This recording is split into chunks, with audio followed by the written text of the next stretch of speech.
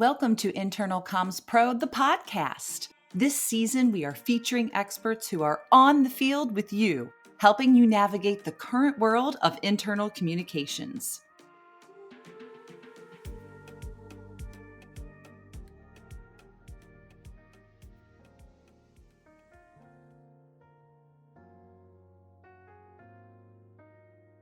Hello again, this is Gina Morvek, the podcast producer and digital marketing coordinator at Internal Comms Pro. So, this is it. This is our final episode for Season 7 of Internal Comms Pro, the podcast.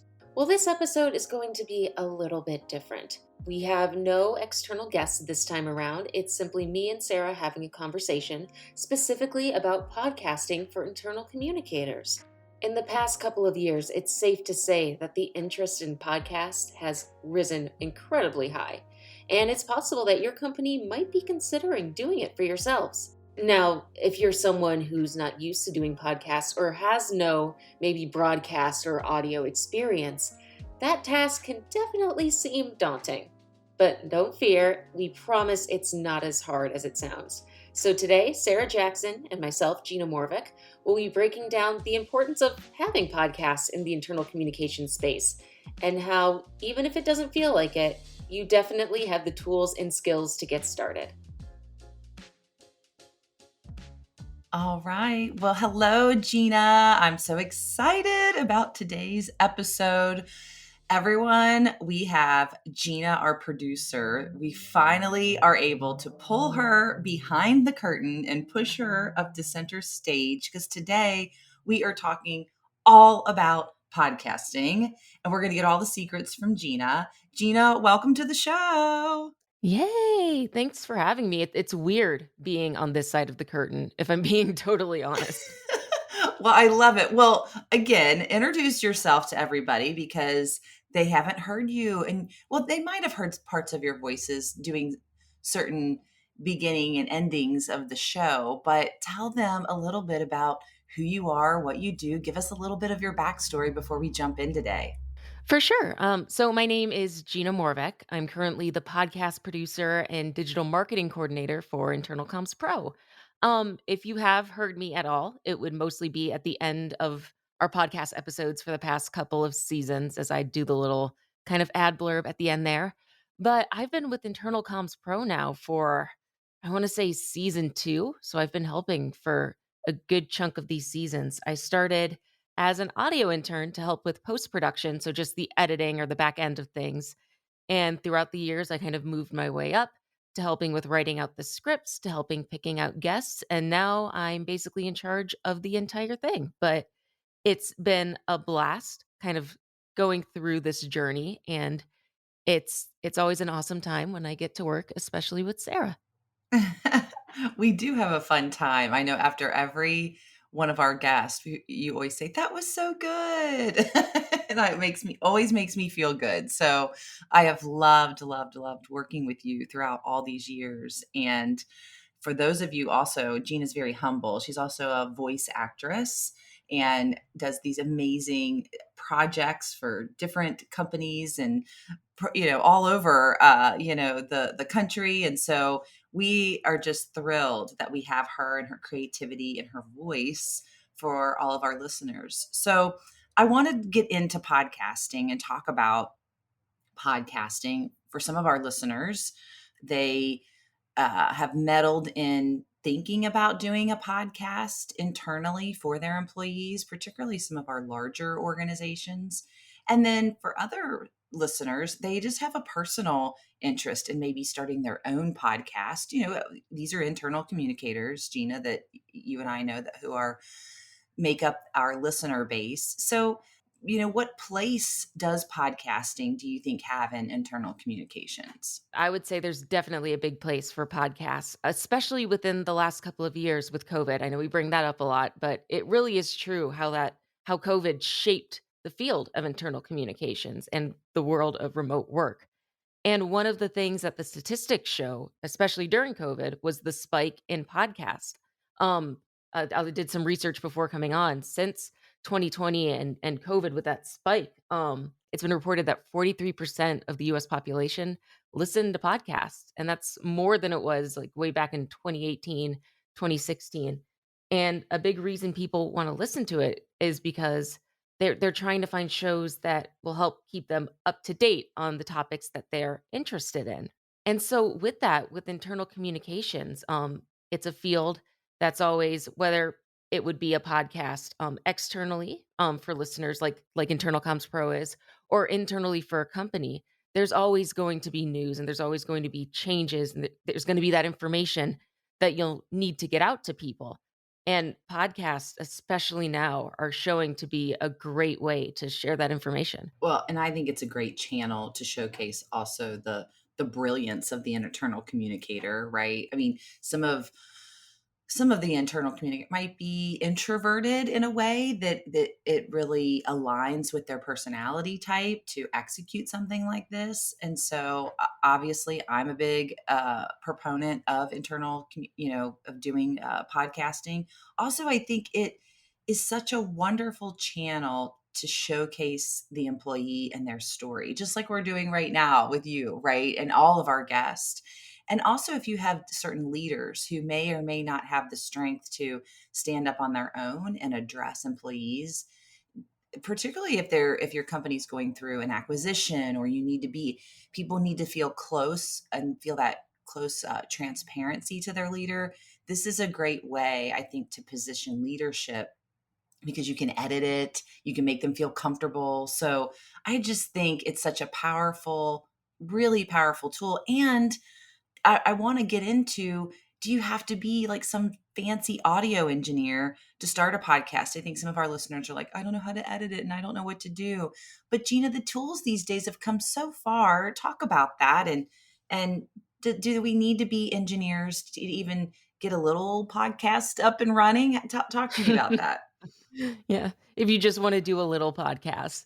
But no, that's true, in this day and age, you don't need to have a degree, you don't need to go through all that kind of training to do a podcast. A lot of those resources are out there in terms of, microphones, of recording equipment, audio editing equipment. There are even lessons and lectures out there if you're not willing to kind of spend the money just yet, just to dive into that for free.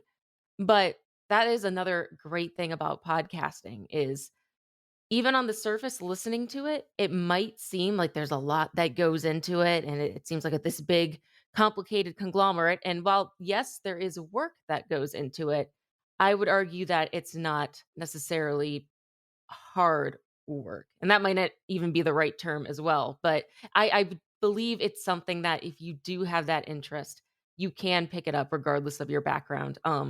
Sarah, you mentioned how some of our listeners might be feeling introverted and that might influence if whether or not they want to do a podcast.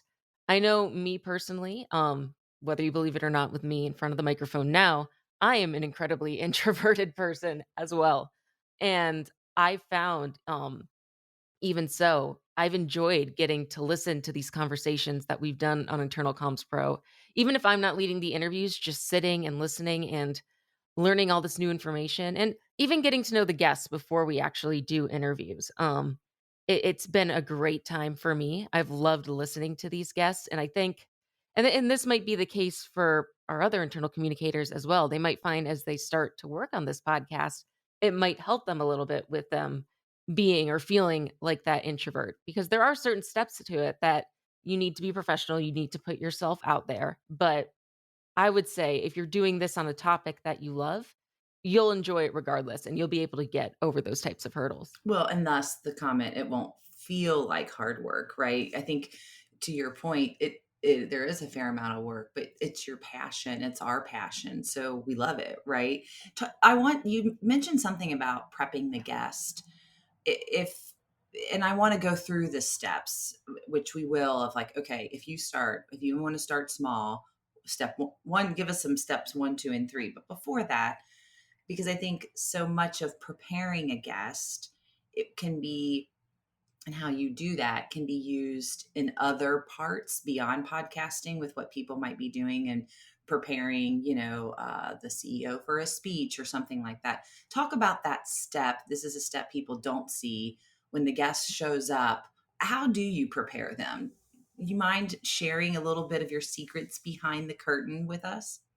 It's a little interesting in our case because I would say as our seasons have gone on, I would just say our guests have gotten all of our guests are great, but I would say our guests have gotten better and better in terms of how they come in to the podcasting space. But understandable, you're going to have, depending on your subject, you might have some of those guests that are a little nervous or you need to help them out of your shell. And I would say to that, one of the big things to keep in mind is just being honest with them and being honest to yourself. If it's one of those cases, I'd say if you start prepping your guests and you're kind of feeling that awkward tension, it's okay to lean into that. As scary as that sounds. When it comes to podcasting, when people are listening, they might not be podcasters themselves or actors or speakers or what have you, but people can tell when you're faking it. Everyone has that ear. Even if you don't think you have that ear, you do. People can tell when it's forced or fake. So, kind of and even just starting out, even if it's you yourself feeling that awkwardness, it's okay to admit that and just leaning into it, even if it feels kind of like you're stumbling a little bit, because it might feel that way.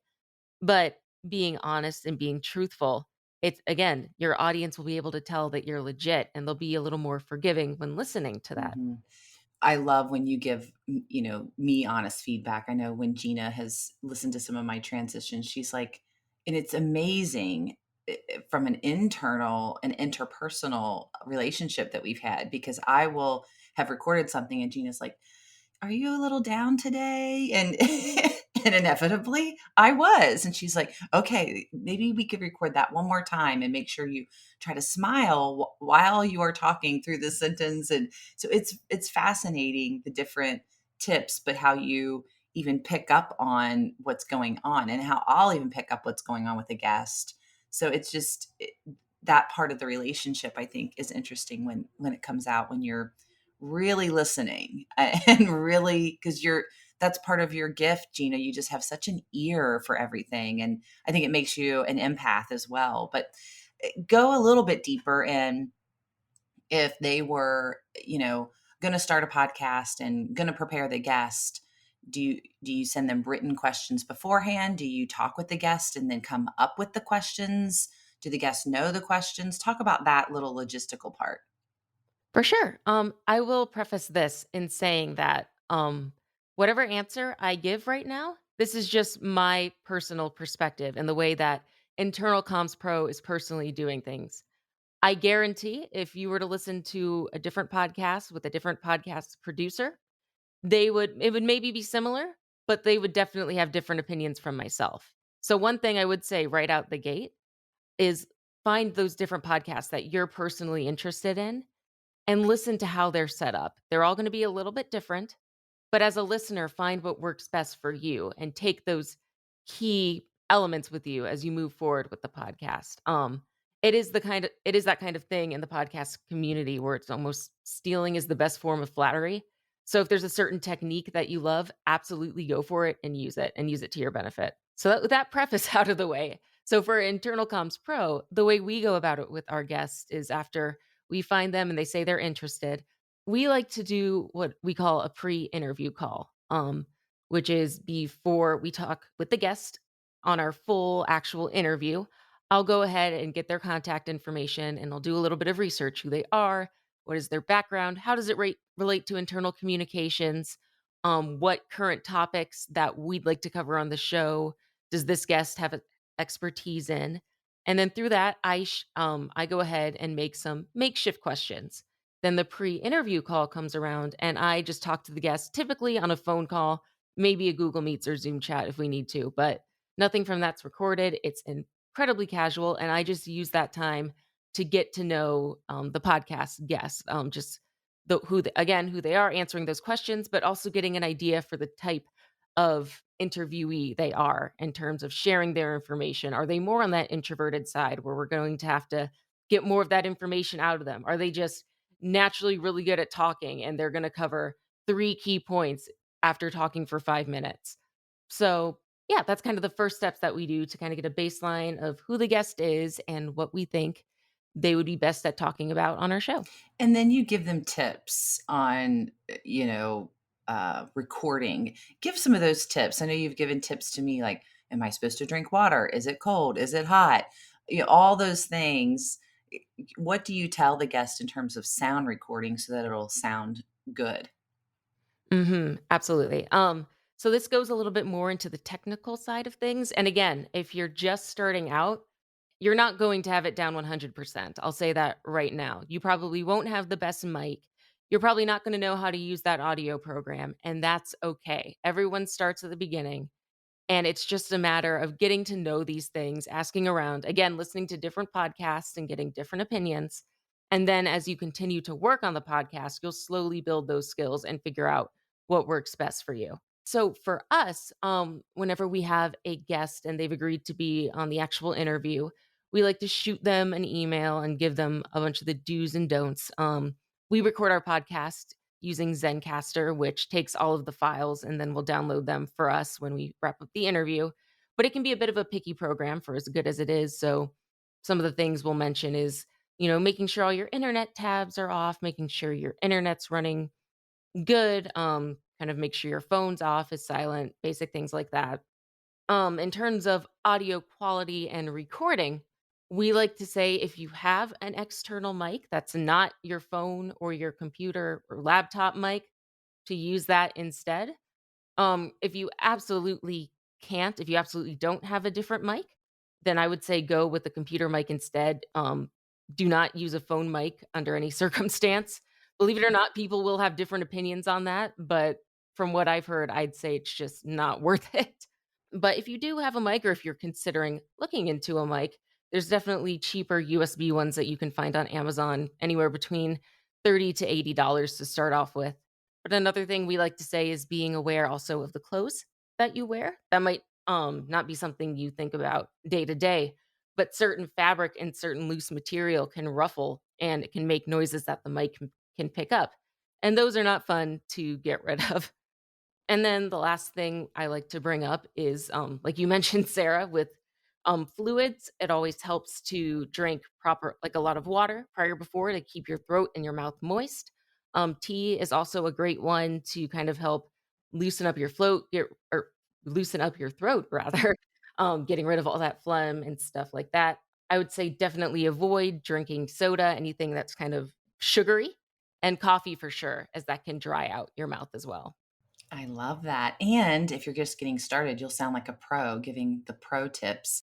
And people, you guys, everyone can reach out to Gina if you do get ready to like, okay, what mic? I know we use the Blue Yeti that right now is what we're using, and having kind of a tight budget to get started, just to say, hey, we're going to test this, and then you can always like grab better equipment.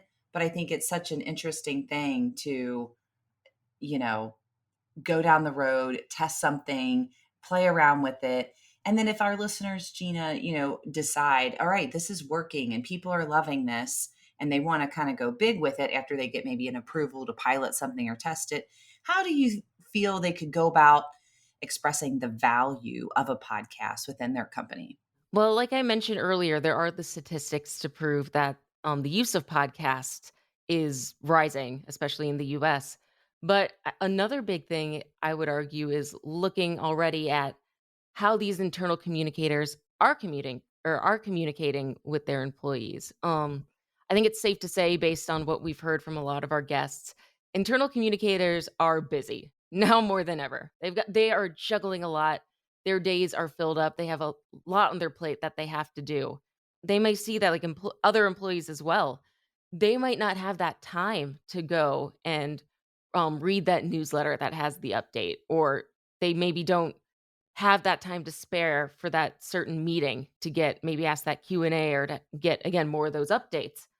That's the beauty of podcasts, I would say. It's one of those mediums that you can totally just sit there and listen to what's being talked about, or you can absolutely multitask while still getting that information. The majority of people that I talk to, and again, you could probably find this online as well, that when they're listening to podcasts, a lot of times it's commuting. They're trying to go to work or coming back from work or like cleaning, doing chores, things like that, just because they're doing other activities doesn't mean they're not listening.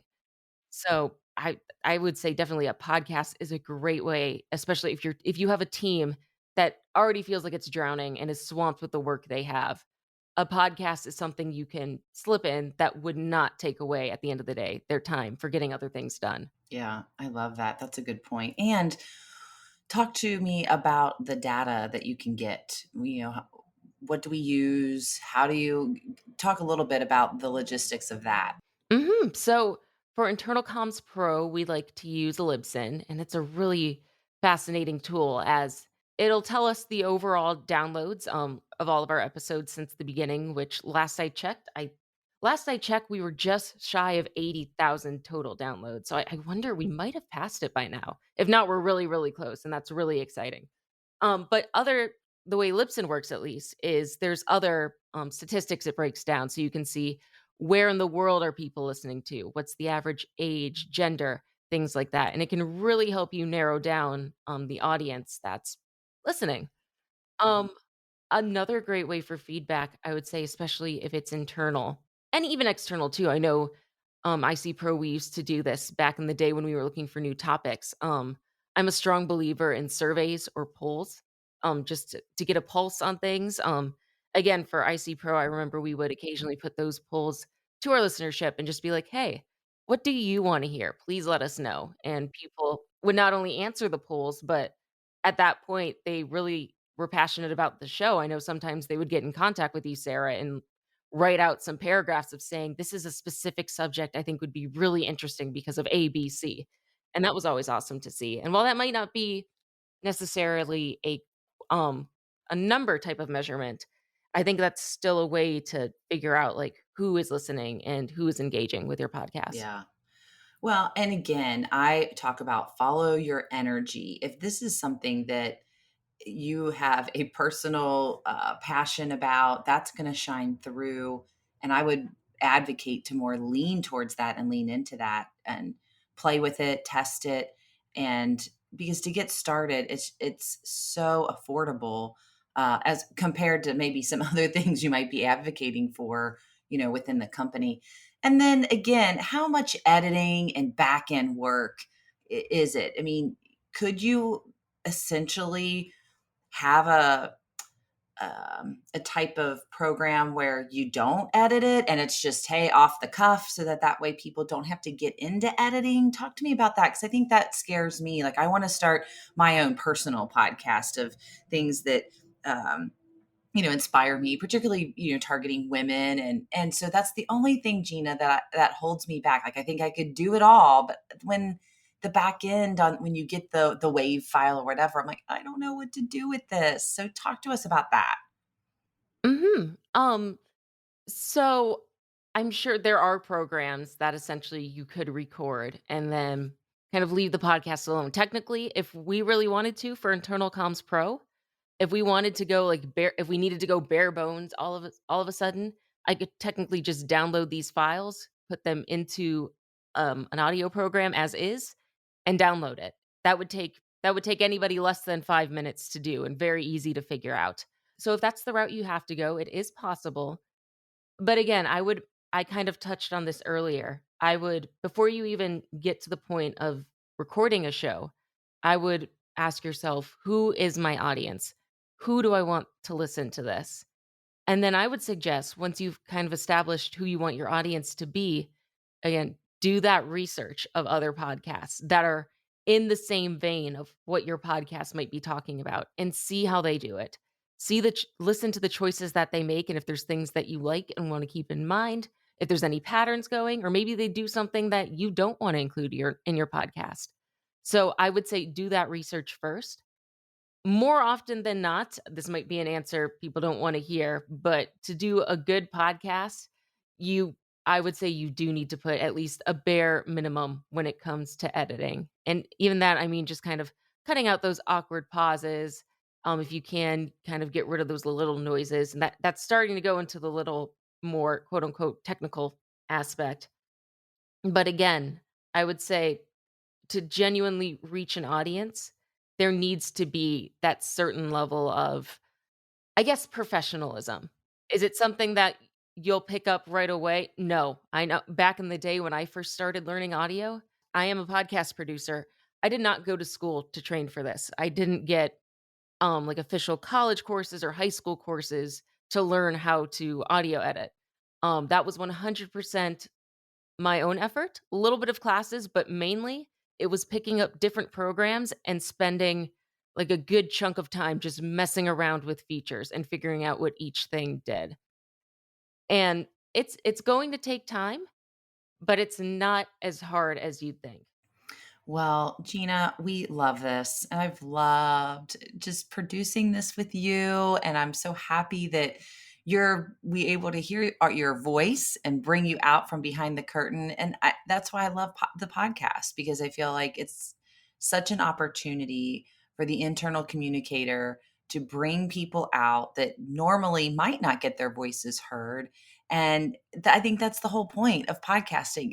I think it just is the epitome of internal communications, because at the end it makes people feel seen and valued and heard, not only from when you're interviewing the guest, but then all the listeners that listen to it, they're like, that's me, I see myself in this person. Or maybe they might see themselves even in me, trying to be nervous about interviewing a chief financial officer, and, well, what do I say and how do I say it? And so I would encourage folks to start their own, test it, and especially if they have a producer like you to help us along the way. If people wanted to reach out, I'm assuming you're okay with that. If they're like, "Hey, I'm getting ready to start. What mic did you say?" And I know we're going to put all of it in the show notes, but are you cool with people connecting with you? Oh yeah, absolutely. You can find me on LinkedIn at Gina Morvek. I'm checking that daily. So yeah, that's probably the easiest way to contact me. If not, if you go to our website, internalcompspro.com, we have a contact form that's free to fill out if you have any questions. I'm the one that typically answers those forms. So if that's an easier way for you to get in contact, feel free to do that. And I'm happy to chat with you on whatever you need. Well, Gina, thank you so much for joining us on the show. And we're going on new adventures here. And I'm just excited for what the next season will bring. I know some folks said, you guys lasted longer than Downton Abbey. I think it was Steve Christensen said that It to was. us. I distinctly remember editing that episode. I remember. So we're excited for what any new adventure might hold for you and me. And I've just loved, again, going down the road and being able to interview so many wonderful guests and over all of these seasons. So thank you. Absolutely. I'm incredibly grateful to be here on this journey with you. And it has been a blast. I've enjoyed every step of the way. And that's a wrap for today's episode. Now, as I mentioned at the beginning, you might be feeling that this episode had a different type of flow to it. That's because we wanted to show you that you may not have the top of the line audio editing equipment, or you can't afford to have that music subscription. Just because you have the bare basics doesn't mean you can't pull together a meaningful conversation. Well, it's great to have that extra polish and skill, and you will get it as you continue to practice at it. Starting with what you have is more than enough to tell an authentic story. Thank you so much for joining us for Internal Comms Pro, the podcast, Season 7. We'll be taking a little bit of a break, but we'll be back in a couple of months to get going on our 8th season. If you'd like to learn more with the resources provided for this episode, you can find those resources on our website, internalcommspro.com. Until next time, thank you again for listening.